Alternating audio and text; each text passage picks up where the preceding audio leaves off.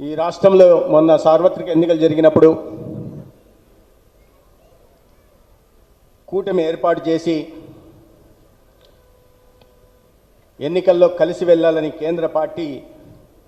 నిర్దేశించినప్పుడు ఆదేశించినప్పుడు కూటమి నాయకత్వం పట్ల మధ్య సమన్వయం చేసుకుంటూ లక్షల మంది భారతీయ జనతా పార్టీ కార్యకర్తలను సమాయత్తం చేసి అద్భుతమైన నాయకత్వ పటిమతో ఎన్నికలను ముందుండి నడిపించి